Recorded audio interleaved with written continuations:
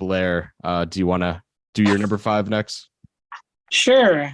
So for my number five, it is the Texas Chainsaw Massacre, directed by Yes. Toby Fuck yeah. Hooper. Um, Love it. I think I would go as far as to say, like, in terms of like that horror convention of like the movies you think about when you think of horror films, I think it is the best at its genre. I love this movie to death. I've seen it a dozen times, and Me too.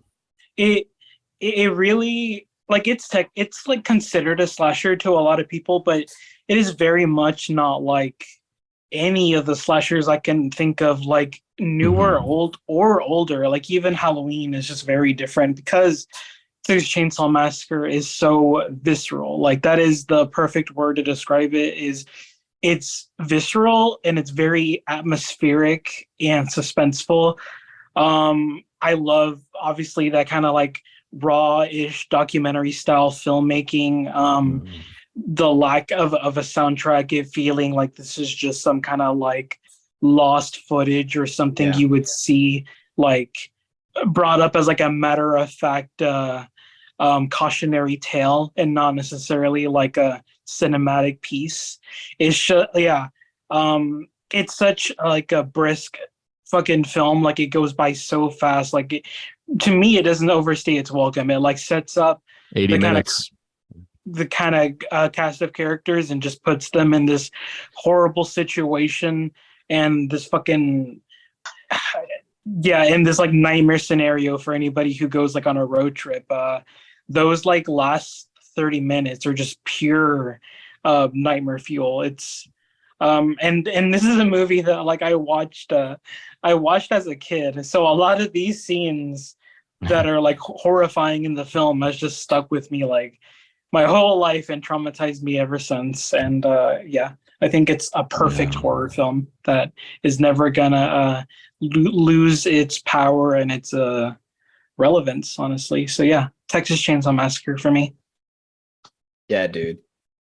That and one thing I really love about that film too is that, as you mentioned, it has this very like raw and authentic feel to it, but at the same time, it manages to also make a way for I mean, specifically one huge segment in the film that feels so like surreal and nightmarish. You know exactly probably which segment I'm Hmm. talking about. Yeah, Um, I just think it's really cool how it's able to again make it seem like it's kind of like you said, like with the aesthetic and everything that it has going for it, like a piece of lost footage, but at the same time still delivering something that almost feels like it's not of this world. Yeah. oh yeah, yeah. And I I feel like a lot of that stylistically, because he shot it on like 16 millimeter, 8 millimeter, one of them. But it's like I always describe the movie as like a VHS tape you'd find in like an abandoned slaughterhouse or something.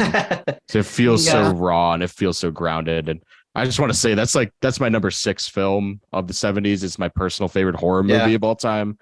And I totally agree with everything Blair said. It's the most perfectly paced and perfectly atmospheric horror movie I think that exists, at least in the American canon.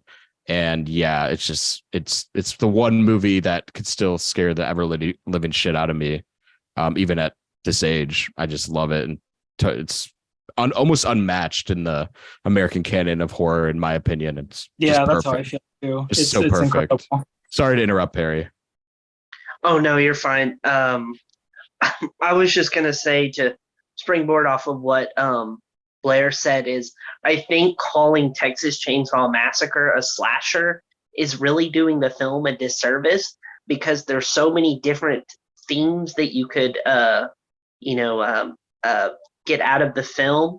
And I think what's interesting is how the Vietnam War Yeah, was taking place at the same time, Texas Chainsaw Massacre was made, and you could see it as an allegory, as an allegory for the Vietnam War. How these soldiers these naive soldiers who were disillusioned were basically led into a slaughterhouse, and you can also see the pro veganism hmm, message behind the film because the Sawyer family embodies the barbaric nature of animal slaughter, and it's saying it's taking the humans and saying, this is all you are.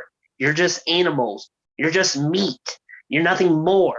It's stripping away this idea that just because we have, emotions and, cognitive thought, and that we can, speak and whatnot, that